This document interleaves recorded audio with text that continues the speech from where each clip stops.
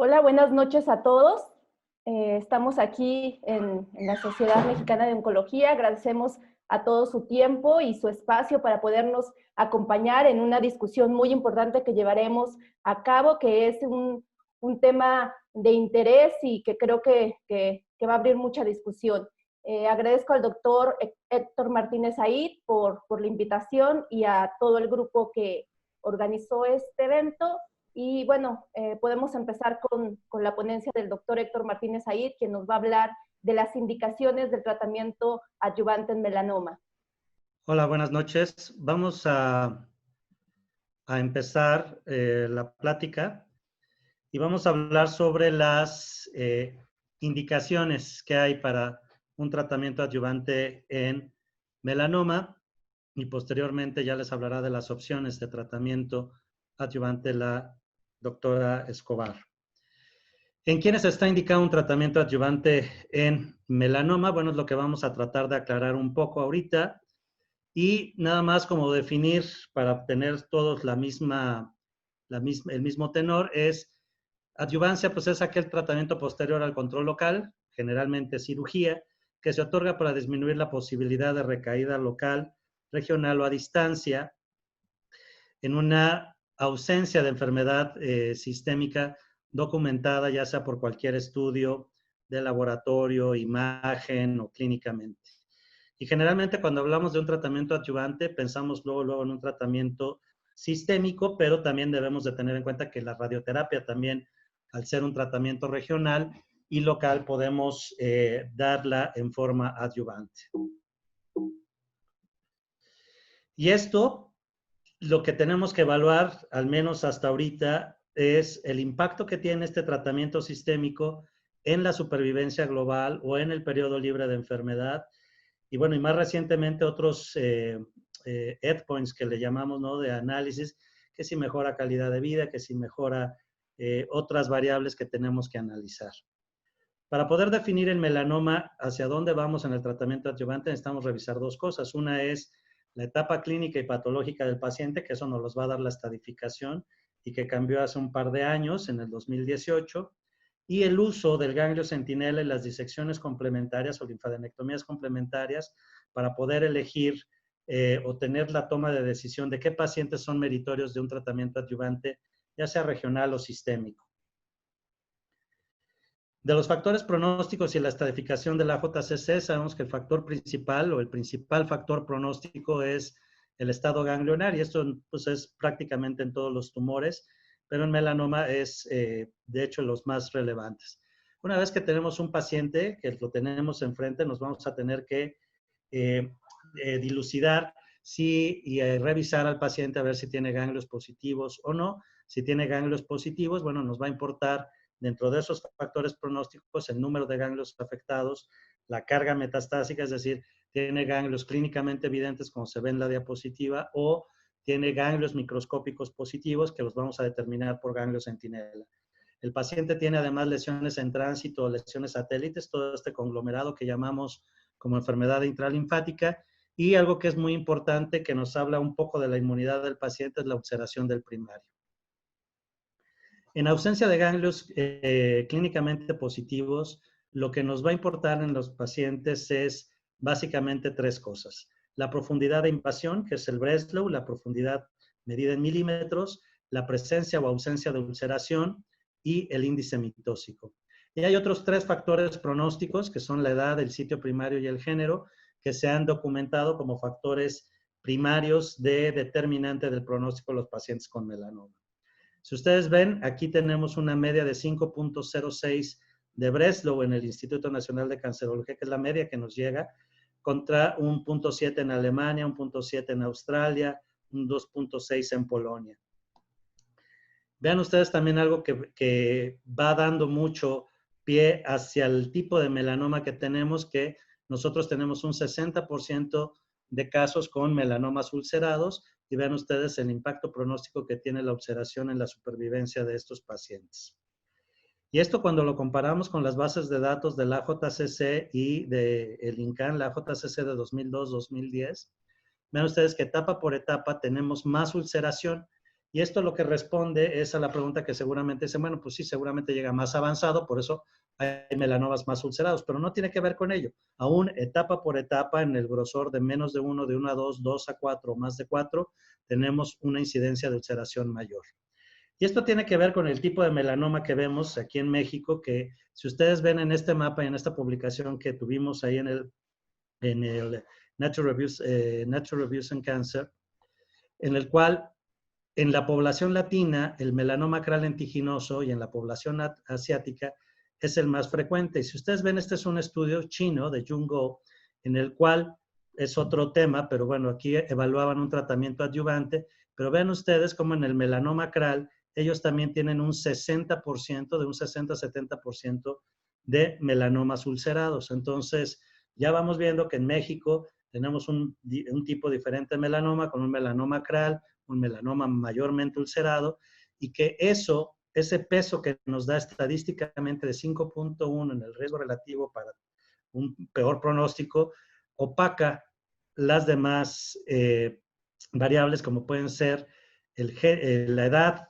o la localización, que tradicionalmente se mencionaban como factores pronósticos. Es decir, decíamos, bueno, si tiene el melanoma en la piel de la cabeza y el cuello es peor que si la tienen la del tórax y el abdomen, y a su vez es peor que si la tienen las extremidades. Pues esto no sucede en nuestra base de datos, ni tampoco la edad. Se dice que los pacientes a mayor edad tienen peor pronóstico y en el de nosotros no se registra, y es por el peso que tiene la ulceración. Si ustedes ven esta tabla en donde se dividen en melanomas no ulcerados y melanomas ulcerados, esto en el Summit Melanoma Trial de Kelly McMasters, pues vean ustedes cómo la edad y precisamente la localización pierden ese valor cuando los analizamos por la ulceración. Entonces, la ulceración es nuestro principal dato en esto. Y si los vemos de forma global, el melanoma acral lentiginoso tiene un peor pronóstico que aquellos que son inducidos por el sol. Y esto obviamente tiene que ver con el nivel de mutaciones que tiene, el tipo de mutaciones y obviamente los estadios que llegan.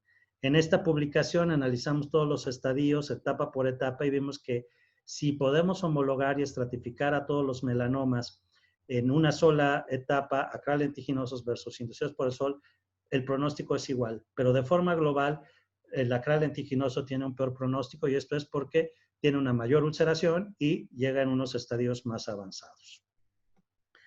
La estadificación actual, hablamos de un melanoma microscópico, de afectación ganglionar microscópico, cuando se detecta por ganglio centinela, y un macroscópico cuando lo detectamos ya sea clínicamente o por un estudio de imagen, un ultrasonido, una tomografía, y vamos a ver que las lesiones satélites en tránsito van a estar agrupadas en estos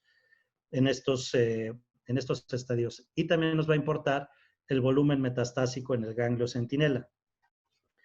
La T, que viene definida por la profundidad de invasión y el nivel de Breslow, vamos a ver que lo dividimos en 4 etapas, en menos de 1, de 1 a 2, 2 a 4 y más de 4, y vamos a dividir las etapas en A y B si se presentan con ulceración. Si ustedes ven en esta tabla, la supervivencia va cayendo conforme va siendo más profundo y de acuerdo a si tiene o no tiene ulceración en cada etapa. Los ganglios, que es lo que vamos a tomar como principal referente para la indicación de un tratamiento adyuvante, los vamos a dividir en N1, N2 y N3, dependiendo si tiene 1, 2 y 3 o 4 o más ganglios positivos, y los dividiremos en A, B y C, y los A nos hablarán cuando los detectamos por ganglio centinela, que es una afección microscópica, o B cuando son clínicamente evidentes, y C cuando se acompañan en los casos de N2 con lesiones en tránsito o satélites. Si ustedes ven aquí, el número de ganglios impacta progresivamente o de forma proporcional al número de ganglios, peor el pronóstico. Y cuando lo asociamos también al número de ganglios, y si es macromicroscópico, créanme que no se ve muy bien, pero la supervivencia es diferente y estadísticamente significativa en cada una de ellas. Lo que sí es igual es el comportamiento que tiene el melanoma cuando hay lesiones en tránsito o satélites. Y antes discutíamos si la distancia de 2 centímetros, y si era una lesión satélite, si era una lesión en tránsito. En realidad ya vemos que el tener esto es prácticamente igual que tener ganglios positivos y se engloba como algo de enfermedad intralinfática. Y esta tabla es la nueva estadificación en donde vamos viendo los 4 grupos. Antes teníamos nada más 3 grupos en el estadio 3, que era el 3A, 3B y 3C. Ahora tenemos un grupo 3D. ¿Y esto por qué? Porque en la clasificación anterior nosotros veíamos que había estadios 3A que vivían mucho y había estadios 3A que vivían poco. Y cuando los comparábamos, era un espectro muy amplio y entonces tuvo que definir mejor estos grupos. Antes solo tomábamos el número de ganglios, ahora tomamos el primario también, si ustedes ven en la parte de arriba, para definir un paciente si está en un estadio o no. Así que en el N1A puede tener un paciente un ganglio centinela positivo como único sitio de metástasis ganglionar, pero si tiene un primario temprano va a ser un 3A, pero si tiene un primario grueso de más de 2 o 3 milímetros, ya estaríamos hablando de un estadio 3C. Entonces, el rol del tumor primario es sumamente importante. Y lo vemos en esta tabla. Esta del lado derecho es la 7ª edición, donde veíamos la supervivencia de 3A, esto es a 10 años, pero veíamos que muchos de ellos vivían mucho más que esta curva. Ahora los podemos disecar mejor y ver que los verdaderos 3A viven más del 90% a 10 años, los 3B más o menos el 85, 83%, 77, perdón, 3C 60 y 3D apenas el 24%. Entonces, es algo muy importante para la toma de decisión. A nivel del sitio metastásico, pues básicamente solo escogeremos a los pacientes, aquellos raros que puedan tener una metástasis única o que hayan sido resecados de forma completa el estado metastásico para la indicación de un tratamiento adyuvante. Hasta aquí vemos que el ganglio centinela es indispensable para poder estadificar a los pacientes. El correcto estadiaje otorga la oportunidad para agrupar pacientes que puedan ser meritorios de un tratamiento sistémico, en este caso adyuvante, lo que les decía de la enfermedad intralinfática y el melanoma per se no parece ser un factor independiente de supervivencia global, el tipo de melanoma. Ahora bien, hablábamos del ganglio centinela y de decir si esto es suficiente o necesitamos llevar a los pacientes a disecciones complementarias y hacer vaciamientos ganglionares completos para poder tener una estadificación adecuada, y es lo que vamos a revisar. No es lo mismo tener pacientes con enfermedad microscópica, un ganglio centinela positivo, que este paciente en el cual tiene múltiples ganglios positivos y que su pronóstico es sumamente deleterio. Hay muchas teorías por las cuales hay linfangiogénesis, hay factores de secreción, hay factores estimulantes y todo lo que lleva a una metástasis en el ganglio centinela. Y hay 2 teorías básicamente en las cuales el ganglio centinela puede funcionar como un incubador de clonas metastásicas para después llevarlas hacia otros ganglios ya a distancia o a través del torrente sanguíneo, lo cual realmente ocurre rara vez, o más bien es un marcador de una enfermedad biológicamente más agresiva que nos está diciendo que muy probablemente se salga de control.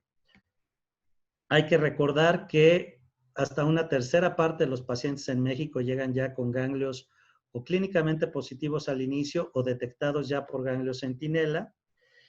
¿Y cuál ha sido la evolución que hemos tenido en el manejo linfático de estos pacientes? Bueno, pues pensábamos que si había una diseminación ordenada, lo mismo que pasó en mama y en otras cosas, pues si actuábamos a priori a esto y podíamos retirar los ganglios antes de que esta cascada metastásica sucediera, íbamos a tener un impacto en la supervivencia, lo cual ninguno de los estudios que se hizo de forma prospectiva, aleatorizada y comparativa, pues lo pudo confirmar, ni tampoco los metaanálisis que se hicieron. En esta curva del tiempo vemos que de los 80s al 98, la conducta en la mayor parte de los centros era llevar a los pacientes a una disección electiva, es decir, a la remoción del área linfoportadora sin evidencia de metástasis clínicamente evidentes. A partir de los primeros estudios que salieron a finales de los 80, principios de los 90, ya muchos centros migraron a la idea de dejar de hacer disecciones selectivas para pasar a los pacientes a observación. Y entonces básicamente pasamos de una conducta sumamente agresiva, podríamos decir, de llevar a los pacientes a una disección electiva, a mantenerlos en observación. Y a partir de 1992, pues se hizo ya las primeras definiciones y reportes de ganglio centinela, mapeo linfático, y fue en el año 2000 cuando se volvió un estándar. Y vean cómo ahora, en rojo vemos aquí, a partir del 2000 y desde antes, desde que empezó el mapeo de ganglio linfático, llevábamos a los pacientes con un ganglio centinela positivo a una disección complementaria, lo cual nos volvía a poner en esta situación. Y a partir de ahora, del 2018, de 2 estudios que vamos a revisar, la conducta, al menos en los centros anglosajones, es con un paciente con ganglio centinela positivo, dejarlo en observación. Y vamos a ver algunos bemoles. La conducta, básicamente, si el paciente tiene ganglios clínicamente negativos, va a resección del primario y a un mapeo linfático y ganglio centinela. Y si tiene ganglios positivos, creo que nadie duda en confirmarlos con biopsia aspiración de aguja fina. Y si se confirma la metástasis, este paciente va a una cirugía que es una linfadenectomía terapéutica. Este es el concepto que quiero que guarden, porque cuando hablemos de un ganglio centinela positivo, estamos hablando de un ganglio enfermo con melanoma. Y ahora vamos a entrar en una discusión si vale la pena o no llevarlo a una disección complementaria. Pero cuando tenemos una metástasis clínicamente evidente, no dudamos, aún con el pronóstico que pueda tener, de llevarlo a una cirugía de forma inicial. Esta es la supervivencia que les decía, y para lo que queremos obtener el ganglio centinela es para poder definir bien este grupo que es el 3A, que muy probablemente, y ya lo discutiremos más adelante con la doctora Escobar, si este grupo merece o no merece un tratamiento adyuvante y obviamente los costos y toxicidades que puedan tener. Entender como ganglio centinela el primer ganglio que recibe el drenaje aferente de un tumor primario, y ya sea que es un ganglio o un grupo de ganglios, porque puede ser 1 o 2, y las condiciones para llevar al paciente a ganglios centinelas, que tenga ganglios clínicamente negativos, que tenga un Breslow mayor de 1 milímetro, o aquellos que tienen entre 0.8 y 1, pero que tengan datos de ulceración, que tengan datos de regresión, lo cual podría ser un poco cuestionado. Si el paciente fue por una biopsia por rasurado y no pudimos medir bien el Breslow, si el índice mitóxico es mayor de 1, actualmente ya no lo estamos tomando como una indicación tan formal, y la incongruencia clínica esa siempre va a ser, si estamos viendo que la lesión es más profunda de lo que nos están reportando, pues seguramente o tomamos mal la biopsia o no supimos mapear bien la lesión, o el reporte de patología está con un error. Entonces, otro grupo serían aquellos pacientes que recaen como lesiones en tránsito con enfermedad intralinfática y que podemos hacer, que no se ha estadificado el área linfoportadora, y podríamos hacer la determinación de ganglio centinela, que todos ustedes conocen, pues la técnica que llevan en sus centros, que es la inyección de tecnecio, de azul patente, el rastreo con la gama sonda, el buscar la radioactividad y el ganglio azul, previa linfocentellografía que se ha realizado, y determinar la existencia de segundos ganglios centinelas. Una vez que tenemos el reporte, el cual deberá ser un reporte definitivo, porque no tomamos decisiones con estudios transoperatorios en el ganglio centinela, ya que la sensibilidad es sumamente mala, y tenemos que responder a estas 2 preguntas. ¿Qué vamos a hacer en el área linfoportadora? ¿Vamos a hacer la disección complementaria o no?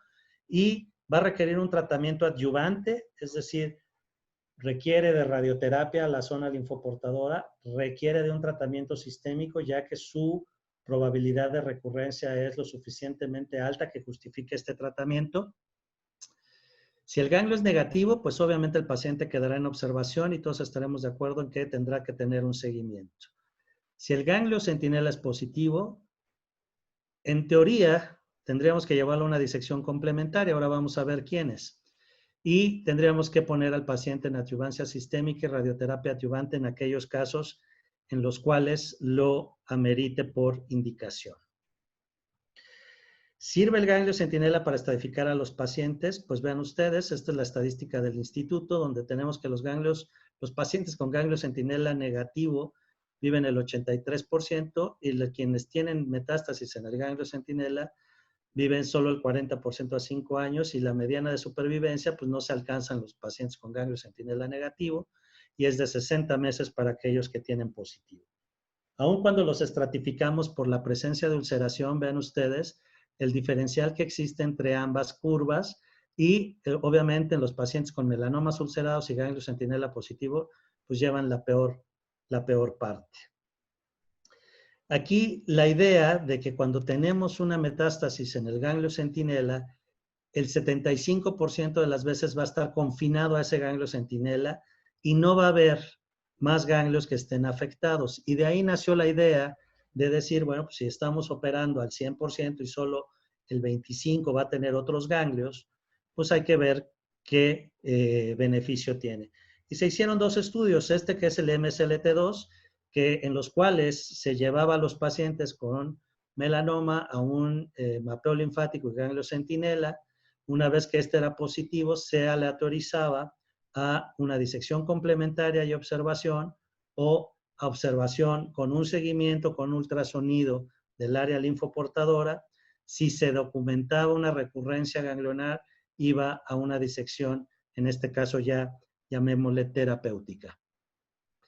Encontramos que obviamente no hubo ninguna diferencia en términos de supervivencia específica para melanoma cuando los dejábamos en observación, es decir, sin esa disección complementaria, o los llevábamos a cirugía. Entonces, de aquí nació esa observación de decir que no operáramos a los pacientes. Aunque cuando vemos y comparamos en esta tasa de progresión, los pacientes que se quedan en observación tenían una mayor falla a nivel regional en melanoma.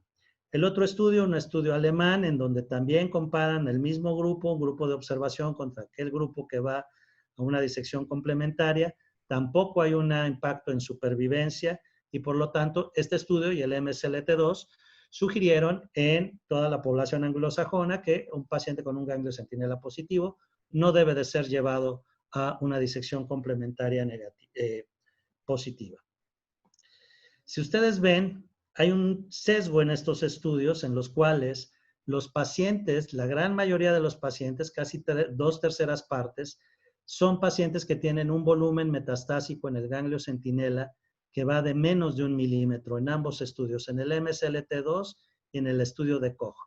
Y en estos estudios lo que pasó fue que durante la captura, durante el reclutamiento de pacientes, muchos de los investigadores, y esto platicado ya con ellos, si tenías un paciente que tenía una carga metastásica en el ganglio centinela grande, pues no lo mandabas al estudio, lo mandabas a cirugía. Y solo aquellos que considerabas que pudiera haber cierto sesgo, y esto llevó a este sesgo. Es decir, teníamos pacientes con ganglio centinela positivo que podían ir a observación o iban a disección complementaria, y eso pues lo discutían en el equipo y decían, bueno, mételo al protocolo, no lo metas, llévalo a cirugía. Y tienen ese sesgo. Y entonces, ¿sirve la disección complementaria para estratificar a los pacientes? Vean ustedes, cuando solo el ganglio centinela es positivo o cuando hay una disección complementaria positiva, el pronóstico va siendo de acuerdo también al número de ganglios que se ven afectados aún en la disección complementaria. Este es otro estudio igual en donde es ganglio centinela positivo solamente versus una disección complementaria positiva y la discriminación de pronóstico es sumamente importante. Esta es la historia en el Instituto Nacional de Cancerología, donde ven que si el paciente tiene ganglio centinela negativo, que son la mayoría, la gran mayoría no recurre. Si tiene ganglio centinela positivo, lo cual sucede en una cuarta parte de los pacientes, los llevamos a todos a una disección complementaria. De estas, el 67% es negativa, pero el 32.5% son positivas.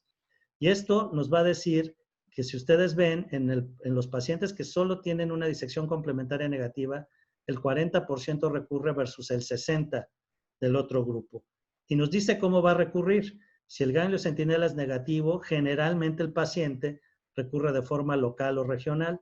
En cambio, si él tiene un ganglio centinela positivo y una disección complementaria positiva, la falla a distancia es la regla. Es decir, sirve la disección complementaria para decidir el tratamiento adyuvante, Pues hasta ahorita y en la última que tomamos ayer en la noche, pues todos los pacientes tienen que ser estratificados con ganglio centinela, y aunque ellos dicen que pueden tener una, un seguimiento con ultrasonido, para poder definir bien a los 3B, C y D, necesitamos el conteo global de ganglios.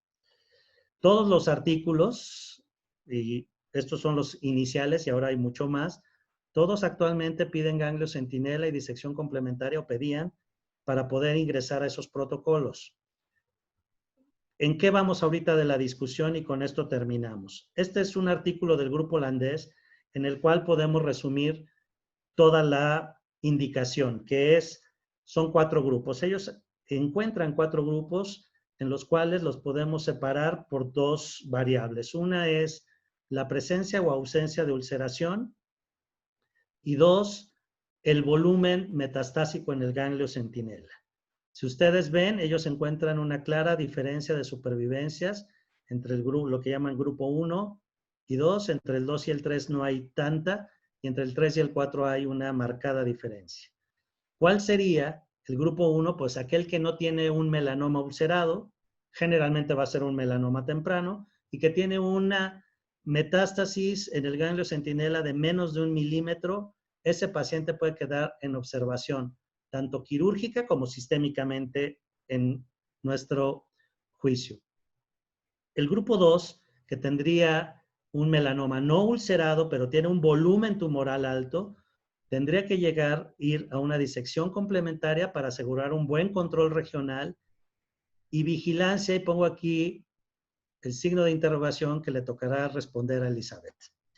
El grupo 3, que es un melanoma ulcerado con una baja carga, que serían esos 3A de la estadificación de la 7ª edición, que Egermont encontró que con el interferón pegilado tenían un impacto en la supervivencia y que pudiera ser, y que para los países tercermundistas como el de nosotros, bueno, en vías de, bueno, no, de economías emergentes como el de nosotros, pudiera ser una opción porque es menos cara que los restos de los tratamientos. Lo dejo a discusión y Elizabeth se los contestará. O recibirá un tratamiento adyuvante con base en inhibidores BRAF/MEK o los anti-PD1, PDL1. Y el grupo 4, en el cual no hay ninguna duda, es un melanoma ulcerado con una gran carga metastásica, pues tiene que ir a cirugía y tiene que ir a un tratamiento adyuvante. La gran mayoría de los pacientes en nuestra población van a entrar en este grupo número 4. Como conclusión, pues la disección complementaria, al parecer, y digo al parecer por el sesgo que tuvo, no incrementa la supervivencia de los pacientes, ayuda a una estadificación adecuada para poderlos incluir en protocolos de investigación de tratamiento adyuvante sistémico y regional, es menos mórbido que operar a los pacientes cuando ya tienen metástasis ganglionares. En nuestro medio es mayor la tasa de estas disecciones complementarias positivas, hablamos de un 36%, y la observación de estos pacientes desde el punto de vista quirúrgico dependerá del volumen metastásico en el ganglio centinela, la presencia o ausencia de ulceración en el primario y la disponibilidad de un ultrasonografista experto que pueda darle una vigilancia adecuada al área linfoportadora y la accesibilidad de un tratamiento sistémico adyuvante. Hasta aquí, muchas gracias. Muchísimas gracias, Héctor, por tu excelente plática. La verdad es que nos aclaraste muchísimos puntos que tenemos, que ahorita nos causan mucha controversia en la decisión de tratamientos de adyuvancia, y siempre que tenemos mayores oportunidades de tratar a los pacientes con nuevos medicamentos, existe la posibilidad de dar un sobretratamiento a los pacientes. Creo que sí tenemos que ser muy juiciosos en el sentido de que tenemos un beneficio de la adyuvancia en melanoma. Sin embargo, habrá que ver y disecar realmente qué pacientes son los que se benefician de esto. Y bueno, voy a hablar un poquito de qué opciones tenemos actualmente. Y quiero empezar definiendo 3 conceptos que se me hacen muy importantes para poder enfocarnos en qué es lo que buscamos nosotros cuando pensamos en adyuvancia en pacientes con melanoma. Y creo que uno de los más importantes es saber el riesgo de los pacientes. Cuando tú tienes identificado cuál es el grupo de pacientes con mayor riesgo de recurrencia y por lo tanto de mortalidad, entonces crees que ellos son los que se pueden beneficiar de un tratamiento y buscas una opción para disminuir este riesgo de recurrencia. Al mismo tiempo, buscamos el otro concepto que es el beneficio, buscar un fármaco que te dé un beneficio para disminuir este riesgo en estos pacientes, y al mismo tiempo buscamos algo que se llama una disminución de la toxicidad, es decir, que tengas un tratamiento que pueda ser beneficioso en los pacientes sin que sea tan tóxico, porque en adyuvancia estamos tratando solamente probabilidades de recurrencia. Identificar la población a tratar es de las cosas que son más difíciles en todos los tumores, no solamente en melanoma. Tratamos de buscar ese grupo que tiene un riesgo de recurrencia, sin embargo, nos enfrentamos al problema de que vemos que la mayoría de los grupos son muy heterogéneos. El fármaco efectivo que tenemos que buscar tiene que ser un fármaco que tenga actividad en enfermedad micrometastásica y que tenga una toxicidad aceptable. Siempre es buscando un impacto clínico, aumentando la sobrevida libre de recurrencia, aumentando la sobrevida global y obviamente buscando mayor curación en nuestros pacientes. Estos conceptos siempre bajando el punto que es importante en nuestro país y en el mundo y que tiene que ser costo efectivo. Tú ya lo mencionaste, Héctor, en la importancia de la estadificación. Creo que el TNM nos ha ayudado a tratar de agrupar a los pacientes con estos riesgos para tratar de unificar un poquito el tratamiento adicional o la terapéutica que se puede utilizar, basándolos en el pronóstico de cada uno y de la recurrencia. Y hubo una reacomodación, una reconsideración de los estadios, principalmente la etapa 3 en la 8ª edición, donde varios pacientes que estaban clasificados con estadios 3 subieron a estadios A, y pacientes que estaban en estadios 3C subieron a estadios 3B, y pacientes que estaban en estadios 3A bajaron a estadios 3C. Tenemos una nueva etapa con un nuevo grupo clasificado como estadios 3D, y esto fue para tratar de unificar un poquito más el pronóstico en grupo y poder darles un tratamiento un poco más unificado. Se hicieron nuevas categorías patológicas, hubo cambio en definiciones también patológicas, y este nuevo estadio pues es el de peor pronóstico, con un tumor localmente más avanzado y con ganglios, prácticamente el mayor número de ganglios afectados. Y cuando vemos este esquema, vemos que dentro del estadio 3 tenemos aún así una población bastante heterogénea, que va desde tumores muy pequeños, pero que pueden presentar ganglios localmente avanzados y que pueden tener un pronóstico diferente. Cuando vamos a la gráfica de supervivencia a los 10 años, con esta estadificación de la 8ª edición, podemos ver que los pacientes en etapa 3A tienen el 88% están vivos a 10 años, mientras que los estadios 3D, dentro de la misma etapa, solamente el 24% están vivos. Y este rango de 88 a 24 nos habla de que dentro del mismo estadio 3, la población es tan heterogénea que seguramente tenemos que tomar muchos otros factores para poder tomar una decisión de una adyuvancia. Sabemos, y como tú ya lo mencionaste claramente, hay diferentes factores de riesgo pronóstico asociados a la etapificación y que tenemos que tomar en cuenta. El grosor del tumor es uno de los más importantes, la ulceración, el número de ganglios positivos, si hay enfermedad microsatélite, satélite, demás. Ahora, también algo muy importante es en pacientes con carga tumoral en el ganglio, en un ganglio centinela con un ganglio afectado, es importante saber qué tanta carga tumoral tiene el paciente. Hay estudios que nos han demostrado que los pacientes con ganglios centinelas positivos no es lo mismo cuando tienes una afectación que va de menos de 0.1 milímetro, donde la supervivencia a largo tiempo parece ser tan buena, aunque sea un ganglio positivo, y no es lo mismo cuando tienes una carga tumoral en el ganglio de más de 1 milímetro, donde son pacientes que tienen un peor pronóstico. Dentro de esta etapa y dentro de tener solamente un ganglio, tenemos esta diversidad en supervivencia en los pacientes.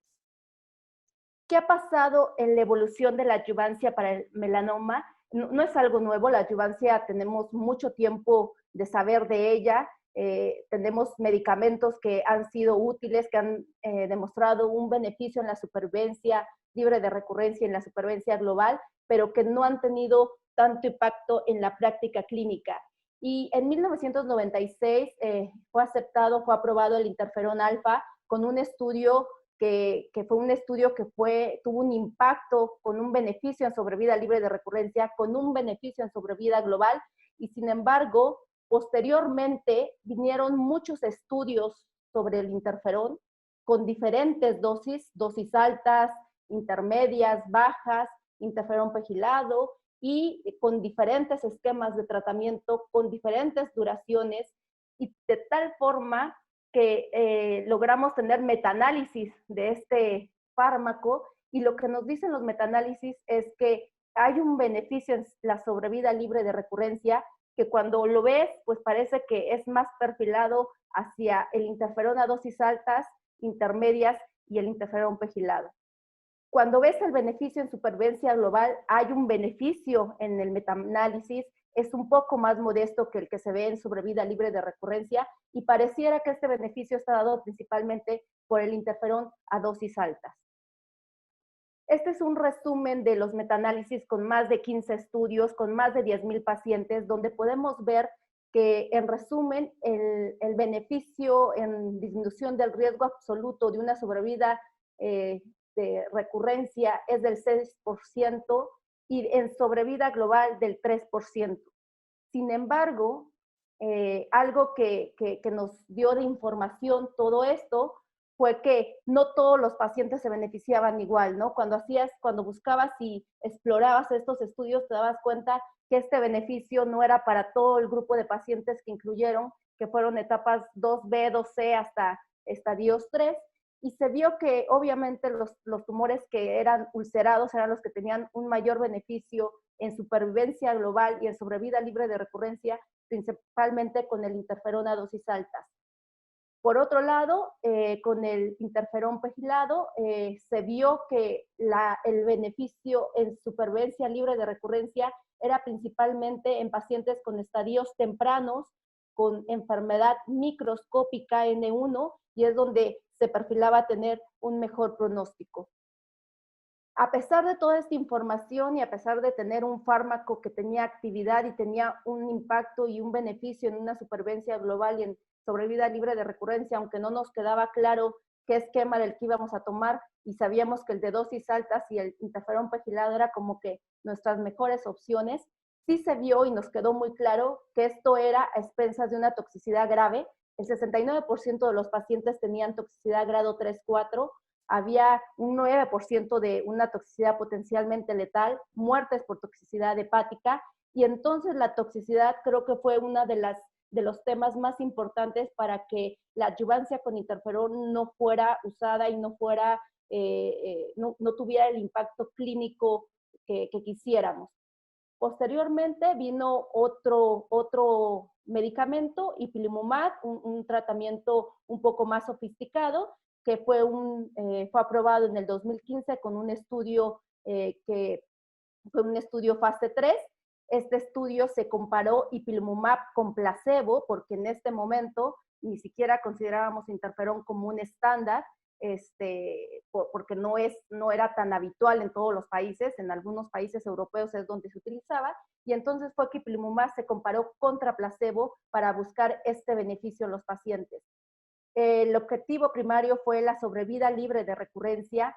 Se incluyeron pacientes en etapa 3A, 3B y 3C, ya incluyeron solamente pacientes de mayor riesgo, excluyeron pacientes en etapas más tempranas como etapa 2, como lo vimos en estudios con interferón, y la aprobación de la FDA en el 2015 fue con este estudio con 10 miligramos por kilogramo por 3 años, donde fue positivo en su objetivo primario con una P significativa, y hubo una diferencia de un 40% de pacientes vivos a los 5 años comparado contra 30 pacientes, sin recurrencia. ¿Qué pasó con la supervivencia global? Fue un estudio positivo para supervivencia global comparando ipilimumab con placebo, y fue un estudio positivo para supervivencia libre de metástasis a distancia con un beneficio y una P significativa. Cuando vemos el análisis por subgrupo, podemos ver que los pacientes con estadios tempranos, estadios A, parecía que este beneficio no era tan claro como los demás. No importaba si fuera microscópico o macroscópico y si había ulceración o no ulceración, la mayoría de los pacientes tenían un beneficio de este tratamiento. ¿Qué fue lo que vimos de toxicidad y que todos estábamos enfocados sobre ello? Porque es el tema que nos traía en la adyuvancia en el melanoma. Y lo que vimos es que el 54% de los pacientes con ipilimumab presentaron una toxicidad grado 3, grado 4, 48%, casi el 50% de los pacientes tuvieron que descontinuar el tratamiento y hubo 5 muertes por toxicidad. El 38% de los pacientes suspendió tratamiento en las primeras 12 semanas. Y entonces con la información que nos quedamos es que efectivamente teníamos otro fármaco que tenía beneficio en adyuvancia, pero que también era a un precio de una toxicidad importante. Viene un estudio muy interesante donde compara ipilimumab a 3 miligramos por kilogramo contra interferona a dosis altas, y ipilimumab 10 miligramos igual contra interferona a dosis altas, y se hace una comparación entre ipilimumab 3 miligramos y 10 miligramos. Y más que la comparación entre el brazo de ipilimumab y el interferona a dosis altas, creo que lo que más se destacó de este estudio fue la comparación entre las dosis, porque estábamos buscando un esquema que tuviera un beneficio en los pacientes con una toxicidad menor. En este estudio, a diferencia del anterior, ya no incluyeron etapas 3A, porque probablemente con la historia que teníamos de que esos pacientes no tenían tanto beneficio, sin embargo, metieron a los pacientes con mayor riesgo, estadios 3B, 3C y metastásicos. Sus puntos primarios fueron sobrevida libre de recurrencia y sobrevida global. ¿Y qué fue lo que encontramos con este estudio? Que ipilimumab a dosis de 3 miligramos es igual que 10 miligramos. En supervivencia libre de recurrencia fue lo mismo. Los eventos adversos fueron menor, eventos adversos grado 3 y 4. En el grupo de ipilimumab de 3 miligramos fue de 38%, comparado del 58% con ipilimumab a 10 miligramos por kilogramo, y comparado a interferona a dosis altas, que fue mucho más alto, del 79%. En este estudio, el beneficio en supervivencia global y en sobrevida libre de recurrencia se vio de ipilimumab 3 miligramos sobre interferona a dosis altas. No fue así con la dosis de ipilimumab de 10 miligramos sobre la interferona a dosis altas, y todo el mundo se quedó con la pregunta de el esquema de 3 miligramos fue el que pareciera que fue más efectivo. Y fue así como ipilimumab creo que se empezó a utilizar como una posibilidad de adyuvancia en este grupo de pacientes que considerábamos con un alto riesgo y con cierta toxicidad ahí manejable. Sin embargo, a pesar de esta historia que tenemos del interferón y del ipilimumab, creo que el cambio más importante que se ha llevado a cabo es a partir del 2017 con los nuevos tratamientos de adyuvancia, con fármacos que ya han demostrado un beneficio claro en enfermedad metastásica, y que no es sorprendente verlos ahora en un contexto adyuvante con un perfil de toxicidad mucho más manejable, y que, repito, cuando estamos viendo pacientes en adyuvancia estamos basándonos en probabilidades de riesgo, y la toxicidad tiene que ser una de las cosas que más tenemos que cuidar. Tenemos a los anti-PDE1 con nivolumab y pembrolizumab, y tenemos a la terapia blanco con bemuragenib, que fue un estudio negativo. Me voy a concentrar en dabrafenib y trametinib, que ya sabemos que también es superior en enfermedad metastásica y que ha dado muy buenos resultados en adyuvancia en los pacientes. Fue así que en el 2017 se publica el primer artículo en el New England, donde vemos a nivolumab como uno de los primeros anti-PD1 en este escenario de la adyuvancia, con unos resultados que ahorita discutiremos. Asimismo, en ese mismo año se publica el estudio de terapia blanco con dabrafenib y trametinib, el CONVIAT, y en el 2018 viene también la publicación de pembrolizumab. Voy a empezar con el primer estudio, que es el estudio de nivolumab. Es un estudio fase 3 que incluyó pacientes con estadios 3B, 3C y etapa 4, a diferencia de los demás estudios. Excluyó pacientes etapas 3A. todos los pacientes iban a linfadenectomía. Se hizo una estratificación dependiendo del estatus de PDL1 y dieron un corte de menos del 5% y más del 5%. El objetivo primario fue la sobrevida libre de recurrencia. Y este estudio tiene un punto muy importante y fuerte. Es un estudio que comparó una monodroga que es nivolumab a 3 miligramos por kilogramo contra una droga que ya había sido estudiada, tóxica, pero que ya había mostrado un beneficio en adyuvancia, que es ipilimumab a 10 miligramos por kilogramo. ¿Qué fue lo que encontramos? Pues lo que encontramos fue que el beneficio y cumplió con su objetivo primario, que fue sobrevida libre de recurrencia, donde podemos ver que fue estadísticamente significativo al comparar nivolumab contra ipilimumab. Cuando vemos el análisis de subgrupo, vemos que la mayoría de los pacientes se benefician, no importa el grado de ulceración, los pacientes se benefician, no importa si es microscópico o macroscópico el involucro ganglionar, no importa el estado del PDL1 y no importa el estado de la mutación. Y aquí podemos ver las gráficas de la supervivencia libre de recurrencia cuando tienes una expresión de PDL1 de menos del 5% y una expresión de PDL1 de más del 5%, donde el beneficio se mantiene independientemente de la expresión de PDL1. ¿Qué pasa con los pacientes con BRAF mutado? Que ahorita pues, es de mucho interés porque ya tenemos dos rutas terapéuticas adyuvantes. Pues aquí lo que podemos ver es que los pacientes que tienen BRAF mutado tienen un beneficio también en sobrevida libre de recurrencia de nivolumab sobre ipilimumab y también para BRAF no mutado. Se hizo un análisis de supervivencia libre de metástasis a distancia, donde creo que puede ser un subrogado muy importante de sobrevida global en pacientes con melanoma, donde también se ve un beneficio con una P significativa en este grupo de pacientes.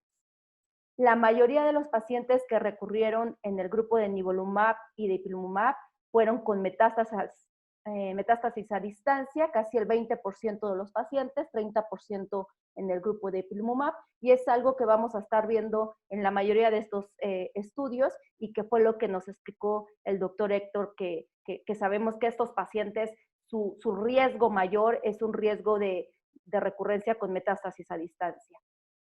¿Qué pasó con la toxicidad? Pues datos muy interesantes.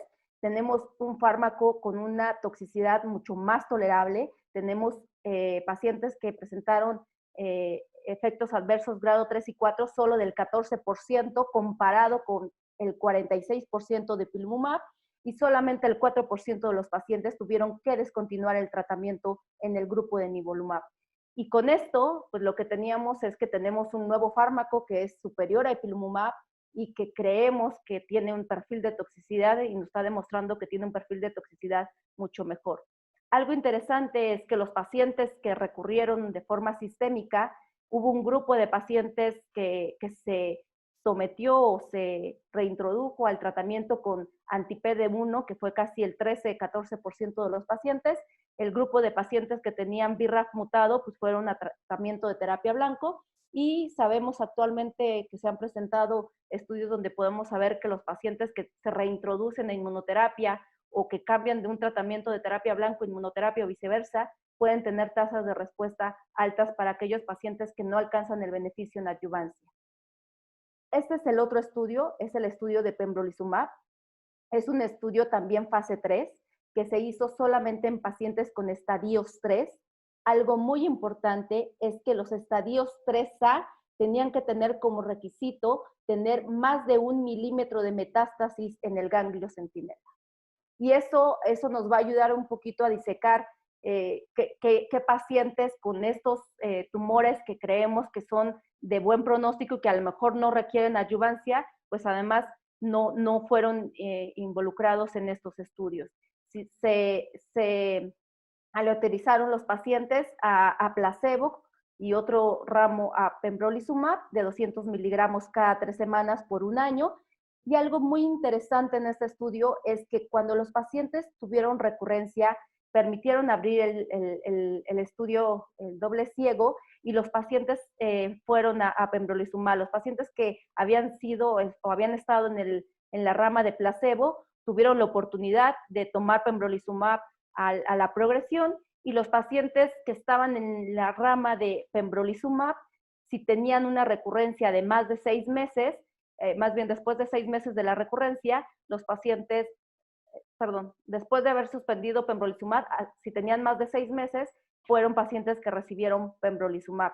Y creo que eso nos va a ayudar también a saber más adelante qué pasa con este grupo de pacientes que no recibe pembrolizumab de entrada y que lo recibe una vez a la recurrencia, o pacientes que reintroduces después de que ya tomaron pembrolizumab un año.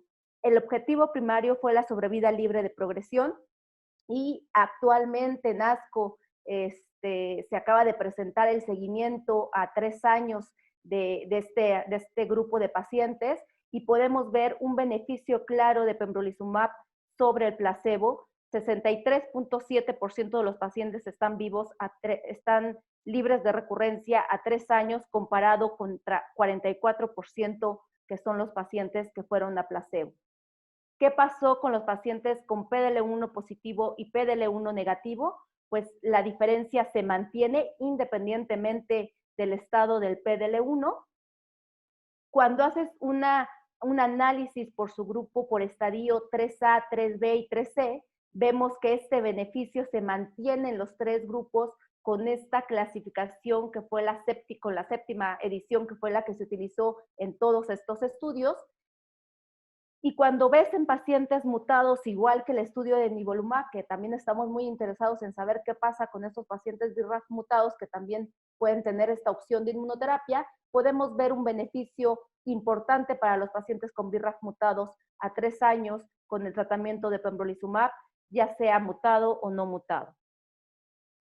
Cuando vamos a la gráfica de análisis por su grupo, hay algo muy interesante que se hizo, que es simular una estadificación de estos pacientes con la 8ª edición que tenemos ahorita y los cambios que se han llevado, y podemos ver que no hay diferencias entre los estadios 3A, 3B, 3C y 3D con el tratamiento de pembrolizumab. Todos los grupos se benefician con este medicamento, y eso nos ayuda a saber que no importa la estadificación que se utilizó, si es la 7ª o la 8ª, pareciera que los pacientes se benefician siendo estadios 3 y 3A con más de 1 milímetro de carga en el ganglio centinela.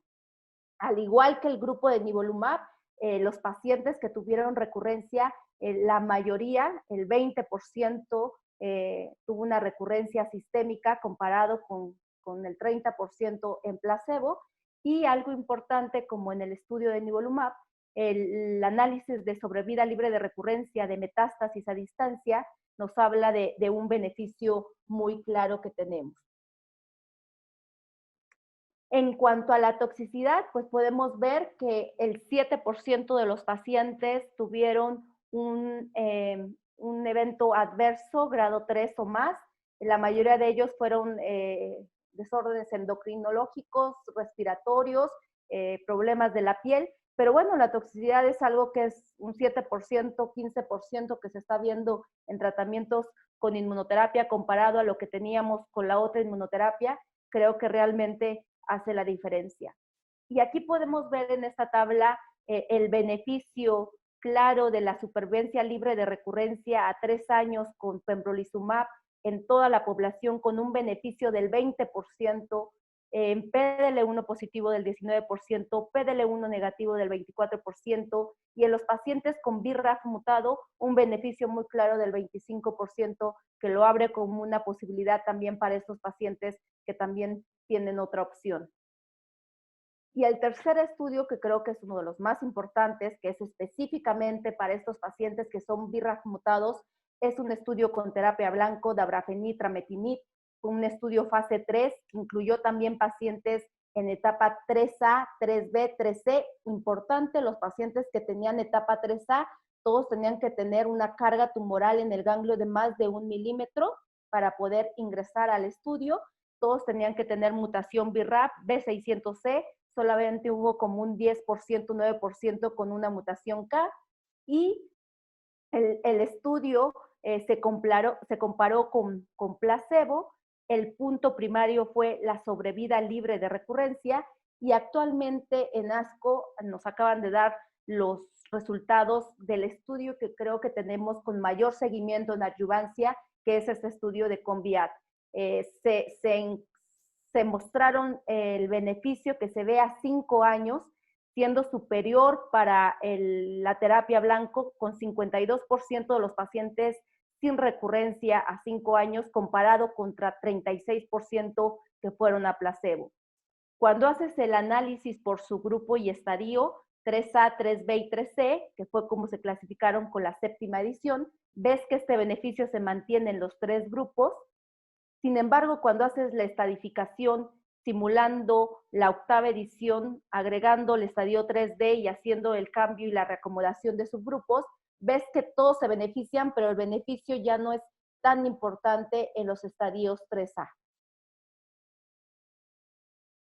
Cuando vemos las gráficas de sobrevida libre de recurrencia de metástasis a distancia, vemos que este beneficio es claro, del 65% comparado con 54%, y cuando te vas al análisis de variables, ves que este beneficio se mantiene sin importar si hay micrometástasis, macrometástasis, si hay o no ulceración, independientemente del número de ganglios afectados. No se presentó análisis de sobrevida global, sin embargo, tenemos análisis anteriores que se han hecho donde podemos ver que existen ya datos de un beneficio de supervivencia global. Este es un análisis a 3 años, donde podemos ver que existe una P significativa en supervivencia global de 86% para los pacientes con terapia blanco, comparado con 77% para los que fueron a un placebo. Y al igual que los pacientes que fueron tratados con nivolumab y pembrolizumab, vemos que la mayoría de los pacientes que recurren en los 2 brazos de tratamiento son principalmente con metástasis a distancia. Casi el 20-25% de estos pacientes tienen una recurrencia sistémica. ¿Y qué hay del tratamiento que se dio en estos pacientes que tuvieron recurrencia? Pues podemos ver que un grupo importante de pacientes, casi el 40%, tuvieron un tratamiento con inmunoterapia, ya sea anti-PDL1 o anti-CTLA4, y otro grupo de pacientes, que es también casi el 40-45% de los pacientes, tuvieron una reintroducción de terapia, ya sea con inhibidor de BRAF o un inhibidor de MEK. ¿Qué pasa con los efectos adversos? Son diferentes a los de la inmunoterapia. Los pacientes que fueron al tratamiento de dabrafenib más trametinib, el 31% tuvieron eventos adversos, grado 3 y 4, que son más frecuentes que lo que se ve con la inmunoterapia. Con la inmunoterapia, en los estudios de nivolumab y pembrolizumab, los efectos adversos grado 3 y 4 son alrededor del 10-15%. Aquí hay un poco más de efectos. Eso no quiere decir que sean efectos no manejables, y solamente el 26% de los pacientes tuvieron que descontinuar el tratamiento por estos efectos adversos. Los efectos más comunes fue fiebre, 65%, y fatiga, el 47%. No podemos no tomar en cuenta los segundos tumores primarios, el melanoma que se presentó en 3% nuevos melanomas en los pacientes, y carcinomas de células basales en 4% de los pacientes. Y con toda esta historia y con estos trabajos nuevos y con estas nuevas terapias, creo que estamos actualmente en este panorama del melanoma en adyuvancia. Yo considero que las terapias más importantes en adyuvancia son la inmunoterapia con anti-PD1 y la terapia blanco. En etapas menos avanzadas, en etapas 2B y C, que no se incluyeron en estos estudios y que fueron incluidos en estudios con interferón, pues el interferón seguirá siendo un tratamiento que es efectivo, con su beneficio, que yo no recomendaría por la alta toxicidad que tiene, y que creo que será reemplazado en pronto. Para pacientes con estadios 3A, con una carga tumoral en el ganglio de más de 1 milímetro, creo que tenemos la opción de pembrolizumab y de terapia blanco, si es que es un BRAF mutado.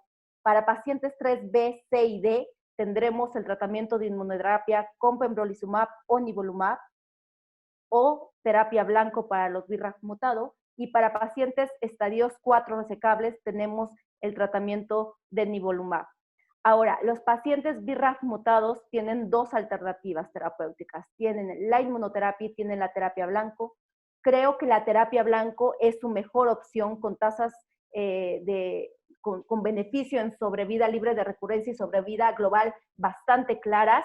La toxicidad es diferente entre una terapia blanco y la inmunoterapia, y los pacientes que tengan un BRAF mutado y que tengan condiciones y que el médico y el paciente estén de acuerdo en utilizar terapia blanco, creo que será su mejor opción. Sin embargo, tienes por otro lado otro fármaco que es la inmunoterapia, ya sea con pembrolizumab o nivolumab, y que también tenemos tasas o beneficios muy claros en este grupo de pacientes con un perfil de toxicidad diferente. Creo que la adyuvancia es un tema que ya tenemos con mayor claridad. Tenemos medicamentos que tienen un beneficio en los pacientes y tenemos medicamentos que tienen una toxicidad bastante aceptable y que podemos ofrecerlos con mayor claridad. ¿Qué esperamos? Sí creo que necesitamos biomarcadores pronósticos para poder definir exactamente qué grupo de pacientes se puede beneficiar y no hacer un sobretratamiento o excluir pacientes que a lo mejor se deberían de beneficiar de estos tratamientos.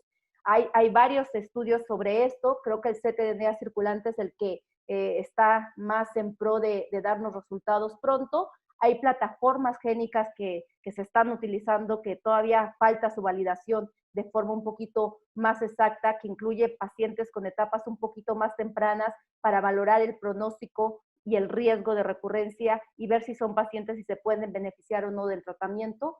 Y todo esto es simplemente para poder identificar realmente qué paciente es el que se necesita y qué paciente es el que tiene mayor riesgo de recurrencia y qué paciente es el que realmente se beneficia de estos tratamientos adyuvantes.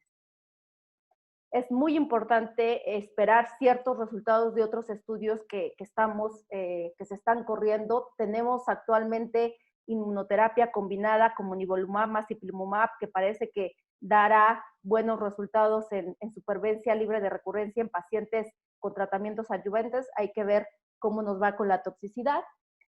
Algo importante es el papel de la neoadyuvancia. Ahora en ASCO se estuvo presentando mucha información de la neoadyuvancia y parece que el tema de la adyuvancia ahora se está pasando a la neoadyuvancia como sucede en la mayoría de los tumores. Y esto es algo muy interesante porque creo que la neoadyuvancia nos va a ayudar a seleccionar a lo mejor un poquito más qué pacientes se podrían beneficiar después de una neoadyuvancia, de una adyuvancia, qué pacientes podríamos evitar un tratamiento de cirugía o no, en disección ganglionar, y lo más importante es que nos puede ayudar a ver biomarcadores de respuesta que no tenemos actualmente en la inmunoterapia para pacientes con melanoma. Las tasas de respuesta patológica completa parece que son tasas que pueden ser un subrogado de supervivencia en los pacientes, y estamos viendo que esto sucede tanto con la inmunoterapia como la terapia blanco en la neoadyuvancia. Hay estudios que están evaluando ya, de hecho, la combinación de la inmunoterapia y que estamos viendo tasas de respuesta que se están yendo hasta casi el 80%, y que esa respuesta probablemente nos hará cambiar un poquito el contexto de la adyuvancia. Hay estudios donde se está dando esta neoadyuvancia y se está valorando la resección quirúrgica en los pacientes y si realmente algún paciente requiere un tratamiento o no adyuvante.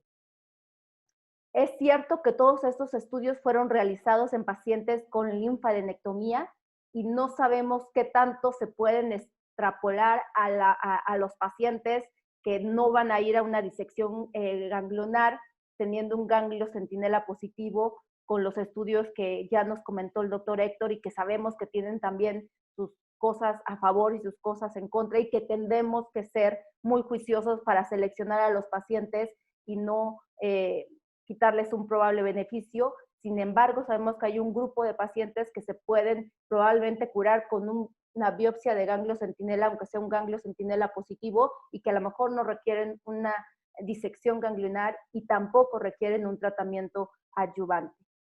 Mis conclusiones son que tenemos actualmente medicamentos que tienen beneficio. Tenemos pembrolizumab, nivolumab, dabrafenib y trametinib para los pacientes BRAF mutados que ofrecen un beneficio muy claro en sobrevida libre de recurrencia. Hay algunos que ya nos están demostrando un beneficio en sobrevida global. Esperamos todavía resultados maduros.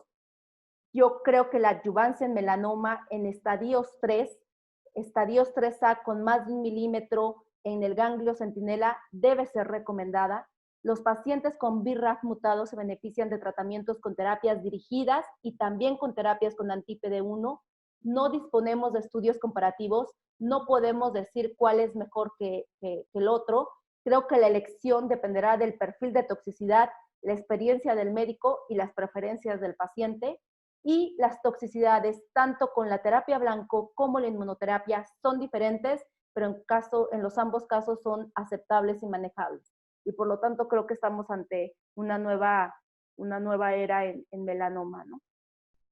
Vamos ahora a compartirles unas preguntas que vendría la primera pregunta en la cual tenemos un paciente del sexo masculino de 38 años de edad con una lesión en el talón de 2 centímetros, con una biopsia de un melanoma Breslov 1.4 no ulcerado, con un índice mitóxico de menor de 1, y clínicamente con una adenopatía inguinal de 1.5 centímetros.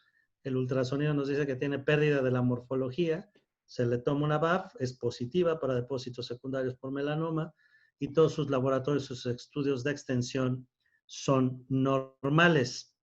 La pregunta es, el paso siguiente sería una resección amplia, 2, resección amplia con 1 centímetro de margen y ganglio centinela. La 3 es resección amplia con 1 centímetro de margen y linfadenectomía terapéutica. Y 4 sería la resección amplia con 1 centímetro y llevarlo a un tratamiento adyuvante.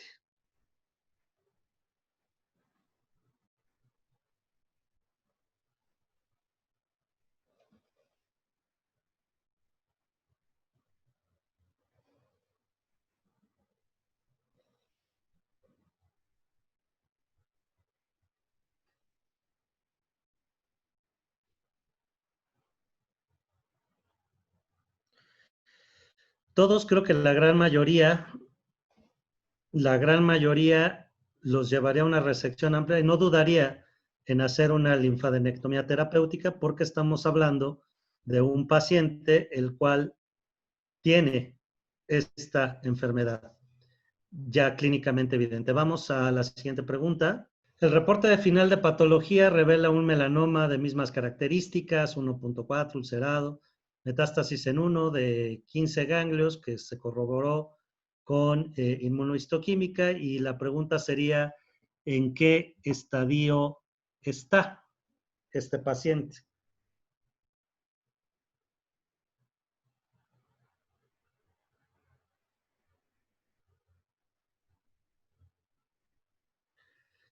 Aquí la relevancia es para poder decidir si el paciente entra en esos grupos de buen pronóstico o mal pronóstico y si requiere o no de una adyuvancia. Y hay una pregunta por ahí de 3A. La gran mayoría piensa que es un 3A, aunque es un ganglio clínicamente evidente, y lo cual estaríamos hablando ya de una macrometástasis y estamos hablando del primario, entonces creo yo que sería de un 3B. El siguiente, este paciente que ya lo etiquetamos como un 3B, el paso siguiente sería dejarlo en observación, mandarlo a un tratamiento adyuvante sistémico con Elizabeth, darle radioterapia adyuvante, y aquí discutiremos esas indicaciones clásicas, a lo mejor darle tratamiento adyuvante y radioterapia, y todas pudieran ser correctas.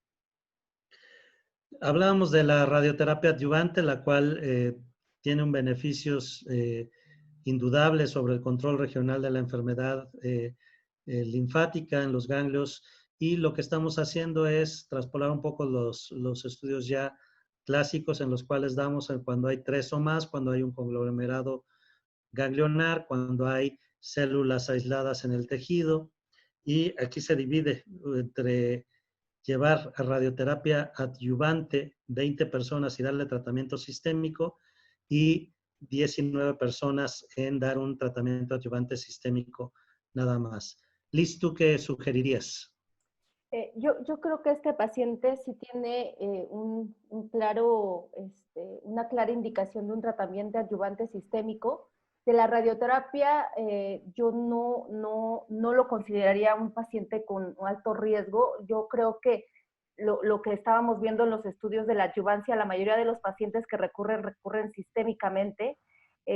Hay ciertos criterios como lo que tú mencionabas, la cantidad de ganglios positivos, entre más ganglios tengas positivos, mayor posibilidad de una recurrencia locorregional. Si hay ruptura de la cápsula, si hay enfermedad fuera de la cápsula, creo que son factores que tienen mayor impacto en la recurrencia locorregional. Y en este paciente yo creo que el beneficio del tratamiento adyuvante sistémico está claro. La radioterapia adyuvante yo no la consideraría, yo creo que no tiene todos los factores, el paciente solamente tiene un ganglio positivo y no, desde mi punto de vista, no debería de ir a radioterapia más que a tratamiento adyuvante sistémico. Pongamos el mismo paciente con la misma lesión, el mismo melanoma de 1.4 milímetros, no ulcerado, y ¿cuál sería la opción de manejo? No hay evidencia de actividad tumoral en toda la extremidad, ni en la ingle es negativa, y todos sus estudios son normales. Preguntan el doctor Rodríguez Cid, ¿cómo escoges al paciente ideal para cada uno de los posibles tratamientos de adyuvancia? Yo creo que con los tratamientos que tenemos nos queda, o sea, si tienes un paciente con BRAF mutado, yo creo que el paciente si tiene las condiciones para la toxicidad y es un paciente que se puede adherir al tratamiento con terapia blanco, puedes optar por darle la terapia blanco a ese paciente. Si tienes un paciente que contraindica dar un tratamiento terapia blanco, ya sea porque no va a tener una buena adhesión al tratamiento, una buena adherencia al tratamiento, o la toxicidad por la terapia blanco no va a ser nada agradable, entonces tienes la opción de la inmunoterapia. Por otro lado, tienes a los pacientes que no son BRAF mutados y donde tienes pembrolizumab y nivolumab. Para pacientes estadios 3A, pues creo que solamente tenemos a pembrolizumab. Para pacientes estadios 4 resecados, nivolumab, y para estadios 3B, C y D, tienes las dos opciones y ahí depende de la preferencia del médico. Creo que no hay diferencia entre nivolumab y pembrolizumab, las dos son buenas opciones y dependerá muchísimo de lo que el médico elija, ¿no? Muy bien. Aquí vemos la respuesta, la gran mayoría daría 1 centímetro y haría ganglio centinela. La probabilidad, todos harían ganglio centinela, la probabilidad es de un 5% para este paciente de tener un ganglio centinela positivo. Sin embargo, la tiene y es una metástasis de un ganglio centinela subcortical de 1.1 milímetro y un segundo ganglio que se documentó como centinela que fue negativo.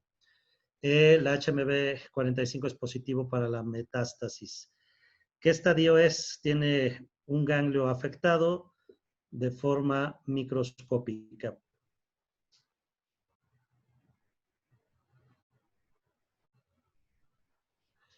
Vamos también resolviendo dudas. ¿De cuánto estamos hablando? Dice el doctor Miguel Ángel Monroy, en cuanto a costos en tratamiento con terapia blanco o inmunoterapia. Elizabeth. Sí, el costo del tratamiento no es barato, como la mayoría de los tratamientos que tenemos actualmente para el cáncer. La verdad es que muchos de los tratamientos que se están utilizando son inmunoterapias y terapia blanco, y el costo del tratamiento depende muchísimo de dónde lo tomes, pero viene siendo alrededor de 100,000 pesos mensuales, ¿no?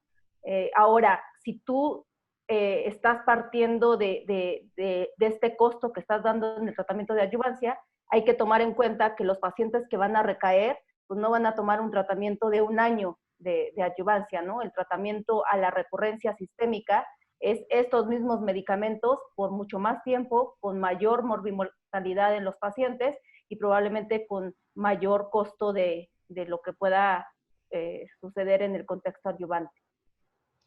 Ok, aquí hay otra pregunta, Liz. Dice, en el contexto del grupo de los pacientes 2C que tienen un peor pronóstico según el MSLT1 que los 3A, ¿estaría de acuerdo en agregarle adyuvancia a estos pacientes con interferón? Sí, no, yo no estoy a favor del interferón. Creo que estos pacientes del grupo 2C, que fue lo que trataron de hacer en la octava edición, fueron tratar de reclasificarlos, porque era lo que sucedía. Tenías pacientes que estaban en etapas 2 y que te recaían mucho más que en etapas 3. Y estos pacientes de estadio 2C, yo sé que hay un grupo de pacientes que seguramente se beneficiarían de la adyuvancia, pero no sé cuáles. Entonces, si en estadios 3A no sabemos y no estamos incluyendo a todos los pacientes, en estadios 2C yo no les daría un tratamiento adyuvante con una toxicidad tan importante, sin saber exactamente si no tuviera yo a lo mejor algún biomarcador o algo de forma genético que me pudiera seleccionar mejor qué pacientes sí se podrían beneficiar de la adyuvancia, pero yo no recomendaría interferón en estos pacientes. Yo creo que habrá que esperar. Y efectivamente, un estadio 3A en estos pacientes. Vamos a la siguiente pregunta. En este paciente que ya vimos que es un 3A, ¿cuál sería el paso siguiente? Observación, darle tratamiento adyuvante sistémico, linfadenectomía complementaria, 2 y 3, o sea, hay que darle adyuvancia, pero hacerle la linfadenectomía complementaria, o básicamente todas las opciones. Dice algún paciente, Jerónimo dice, algún paciente candidato a no hacer linfadenectomía y dejar solo con la adyuvancia, pues es aquel grupo raro en el cual tuviéramos un paciente con un ganglio centinela con menos de 1 milímetro de depósito secundario, pero que tuviera un primario entre 2 y 3 milímetros de profundidad, que sería un 3B, ¿no? Como vamos a ver en uno de los casos, ese es uno de los casos raros que pudiera ser. Generalmente van de la mano, ¿no? Aquí la gran mayoría le daría un tratamiento adyuvante sistémico y lo llevaría a una linfadenectomía complementaria por el 1.1 y por lo que decíamos de la frecuencia, la alta frecuencia que tenemos en nuestro país de disecciones complementarias positivas. Un T2B sin evidencia de enfermedad y si le seguiríamos haciendo lo mismo, la resección amplia con 1 centímetro y ganglio centinela. Vamos a la pregunta. ¿Existe concordancia de BRAF entre el primario y el metastásico? ¿Usted le solicita solo BRAF al primario, Liz, o a la metástasis? Existe una concordancia importante del BRAF en el primario y en el metastásico. Cuando tienes recurrencia ganglionar después del primario, o sea que pasan 2, 3 años de la recurrencia, se recomienda hacer el BRAF en el ganglio. Pero al diagnóstico puedes solamente solicitarlo en el primario. La recomendación para hacerlo en los ganglios es cuando tienes una recurrencia o que tienes enfermedad recurrente que no está tan asociada a la zona linfática del primario que tenías, ¿no? Que ahí también habría que buscar un segundo primario. Pero en diagnóstico no hay necesidad de hacerlo en los dos. Ok. Preguntan lugares para hacer el BRAF. Entiendo que muchos laboratorios lo hacen, ¿no? La mutación de BRAF. Sí, en México ya tenemos, la verdad, muchos laboratorios. La mayoría de los hospitales manejan la mutación y existen también apoyos de los laboratorios para poder hacer la mutación de BRAF, pero es una lista grande. Ok. Aquí prácticamente mitad y mitad dieron 1 o 2 centímetros. Me imagino que los 2 centímetros les llamó la atención la ulceración del primario. Vamos a la siguiente pregunta. Este paciente aumenta la posibilidad por la pura ulceración al 8%. Y aquí es la pregunta que estábamos diciendo, creo que ya habíamos hablado un poco de la respuesta, de en qué estadio es. Este paciente tiene un ganglio centinela con una metástasis muy pequeña, subcortical de 0.7 milímetros y HMB45 positivo en la metástasis. Otra pregunta dice, ¿a qué atribuye la permanencia del beneficio en melanoma independientemente del estatus de PDL1? Me imagino que cuando usas estos inhibidores.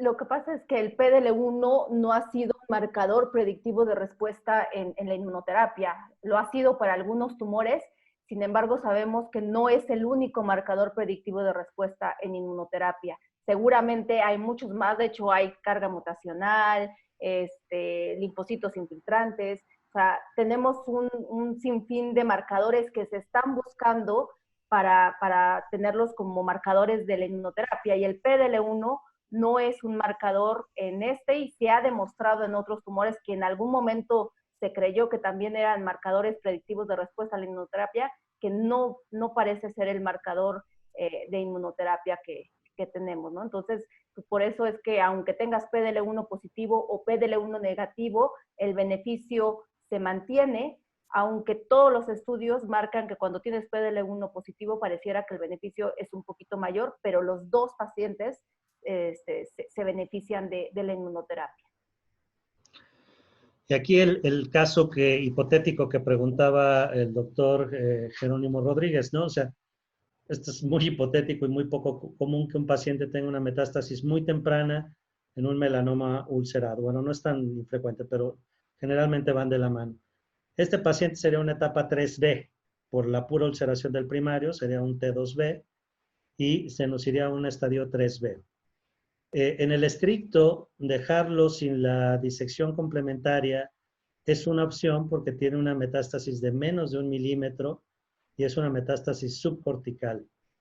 Pero este paciente necesita una adyuvancia sistémica porque probablemente la ulceración sea un marcador pronóstico de enfermedad ulterior a distancia. Entonces, esta sería la opción, y en esta la opción es lo que antes de que tuviéramos todo esto, era lo que Alexander Egerman pugnaba por que recibieran el interferón pegilado. ¿Sería una opción actualmente el interferón pegilado teniendo las otras opciones? ¿Liz? No, yo creo que teniendo las otras opciones tienes medicamentos que tienen un claro beneficio en estos estadios de pacientes, y yo creo que es el paciente que se puede beneficiar con el tratamiento adyuvante con los nuevos fármacos que tenemos, ya sea con terapia blanco si es BRAF mutado o con inmunoterapia anti-PD1. Perfecto. Otra pregunta es, firmas genómicas de melanoma, melanoma DX o Melagenix, ¿servirán para tomar decisión adyuvancia después?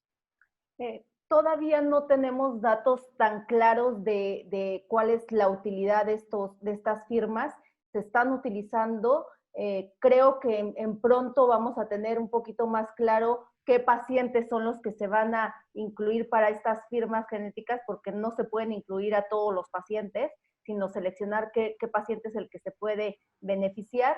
Por el momento creo que es algo exploratorio que se está haciendo, pero todavía no tenemos tan claro qué grupo de pacientes son los que se pueden beneficiar. Ahí puedes cometer un error de meter a un paciente en esa firma y que sea de los pacientes que ya vimos que sí se benefician de la adyuvancia, ¿no? Perfecto. Y finalmente una pregunta que dice, por localización o tipo de melanoma, ¿serán reproducibles los estudios de observación en ganglio centinela positivo? Recordando que en nuestra población el tipo de melanoma presenta con mayor frecuencia que crecimiento vertical en lugar de radial. Pues es lo que platicábamos, ¿no? En la diapositiva nosotros tenemos un casi 37% de disecciones complementarias positivas versus un 22-25% que es la media en países anglosajones. Entonces, creo que no son tan reproducibles, pero habremos que esperar la información. Creo que ya no hay más preguntas aquí, y creo que, Liz, podríamos ya dar por terminada la sesión. No sé si tengas un último comentario final, una última observación, una última sugerencia para esto? No, agradecerles a todos su presencia y que hayan compartido con nosotros este tema tan interesante que seguramente será de utilidad para todos nosotros. Yo les agradezco mucho su presencia como ponente de y como presidente de la Sociedad Mexicana de Oncología. Tenemos sesiones todavía muchas, muy interesantes. Mañana tenemos una sesión, el sábado, y van a ir viendo ustedes en todas las redes sociales que les pido por favor las sigan porque vamos a estar manejando mucha información y muchas cosas novedosas que estamos pensando en esta pandemia para todos ustedes. Muchas gracias. A ti, gracias.